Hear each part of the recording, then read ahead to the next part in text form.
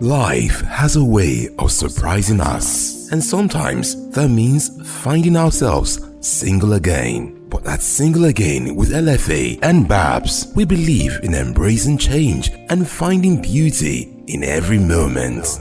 Join our community of strong individuals who are ready to take action and create a life they love.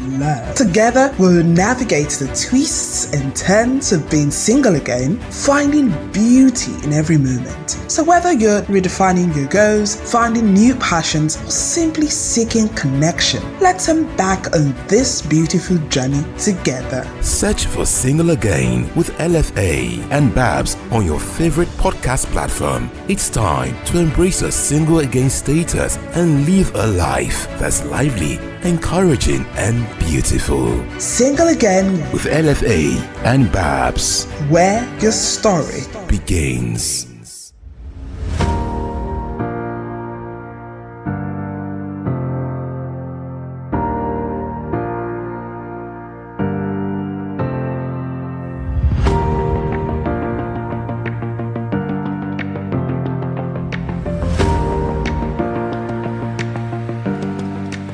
Single Again with LFA and Barb. Unfortunately, Barb cannot be here today. She is so tied down. I wish she is here.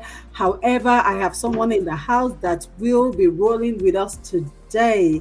I have in the house Omolola Awe Ade Oshu. Hi Lola, how has the weather been over there?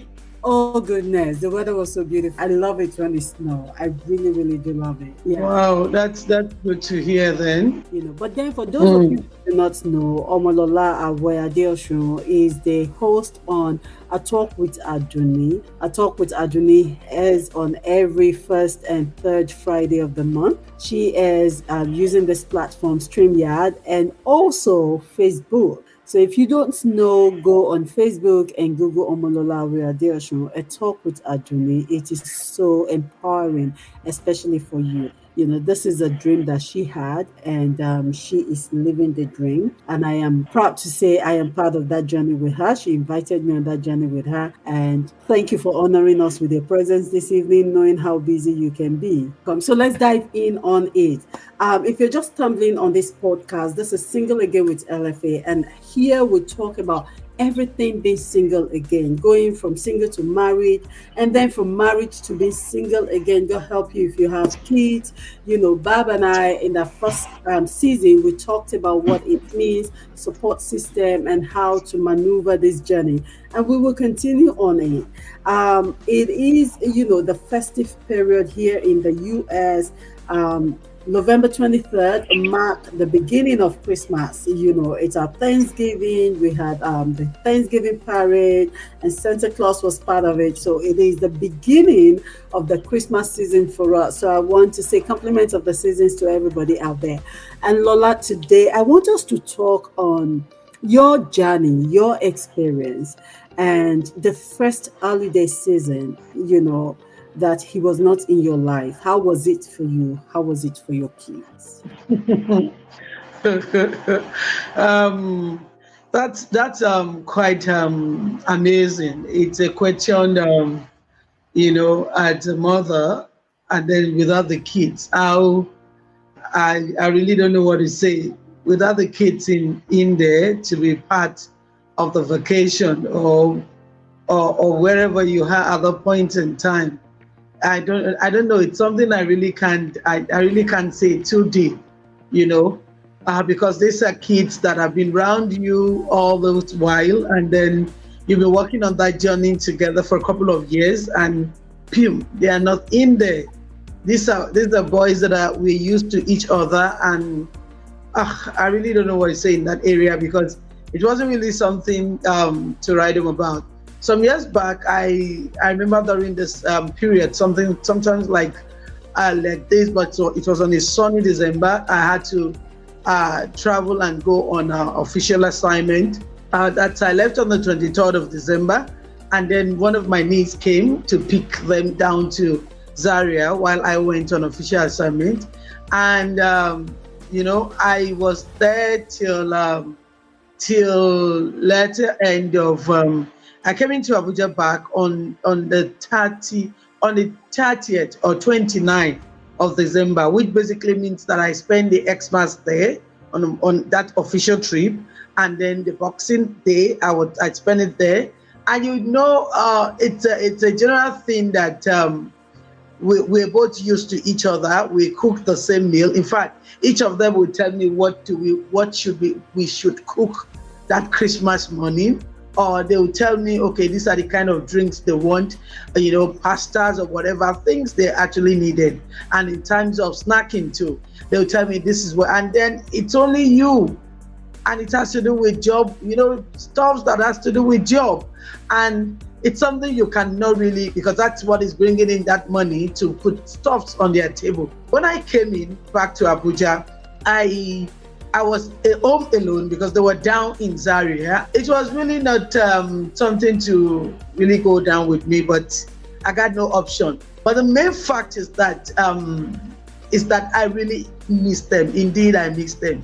And then the amazing part of it was that when I came back to Abuja, it was as if I was just dead alone, because the home was just like very quiet that day. When he left, it's generally it's not what everyone dream of. It's not what you want. Everyone wants in life. It came as a shock, but I believe there's always a solution when you are in a dicey situation, And then the good part for me was that my kids, the boys, are used to me because their dad is always out on official assignment too, And he is more like the cool-headed one. I'm more the stricter type. And then I'm a kind of a woman that's down to earth. I go any length to play with my kids. Sometimes I put them on my back and then ride them, and then we do so many things. So when the incident happened, it's something I really don't want to talk about, but I think I need to share it out to people so that they will use it as a yardstick when a situation like this, come up. It was not really something I was really happy to see them into it. They were a bit withdrawn first, and then because they all know what was going on, not as if they were kids, they were part of the story. And then one thing about me is that I get them involved, I get them involved. And that year we had to relocate from that place we are to the present place I'm talking right now, to a new environment, a new apartment to begin again, And then I was really down.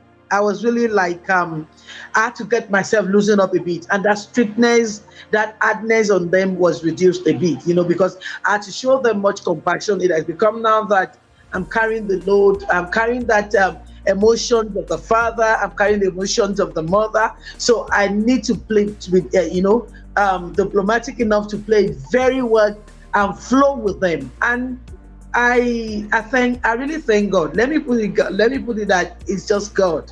God was with us. But Xmas, that period was something I was always trying to bring out the smile in them. That though it wasn't with us, but I am here. So whatever you think you're missing in him, you can as well get it from me. Because most of the years, couple of years we spent together. Sometimes we went out of the country on vacation. He's not always with us, and sometimes he's with us. So the children, the boys are used to having only me around. The impact on them was not as profound as compared to if it was exactly. Their dad happens to be a workaholic, and then he happens to be a bookworm, and most of the time when he's around, they hardly have that much rapport. Either what comes in between them is, have you done your assignment? Have you done this? Have you done that? But sometimes, they talk, they're on the bed, they joke together, but all the time, let me put it that in most of all the time, they're always with me. They're always with me because I take them to school, I bring them back. It's only exceptional when I'm back from work or when I'm late rather. That's when their dad will go, and that's when he comes in early and he's in the city. That's when he goes to pick them. But any other activity like maybe weekend church, we're always together, most especially on a Sunday. But I really don't think the impact was there. The kids, the boys felt the impact so much, except one of my boys. At a point in time, he was drawing back from his academics. He wasn't really doing well, not really doing well. He has been an excellent child, and all of a sudden, he withdrew to himself. So I felt they just got a new teacher teaching them. That was when he was in basic 4. And the proprietress, the owner of the school, called me, and we talked. And when the result came out, I said, I know what my son can get. This is not his result. So, but we found out that the lapses came from the teacher, from his teacher. And what will I say in that area? He actually outgrown it. That's just what I would say. He overcame it at a point in time. Because I had to sit him down and counsel him. What's the problem? Are you missing him? You want him? Because most of the time he calls you, you talk to him. And if he needs you, we go and meet him. At this juncture, we'll be taking a break. However, we're coming back. And when we come back in the next episode, Omolola will be walking us through a journey as much as comfortable as she is, if she is that comfortable to, let us into what transpired and what led her to be at this stage.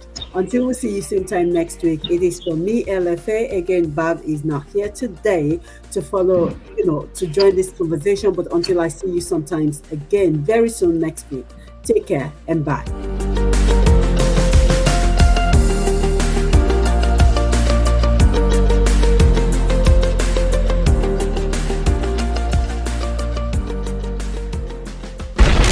Your story begins here.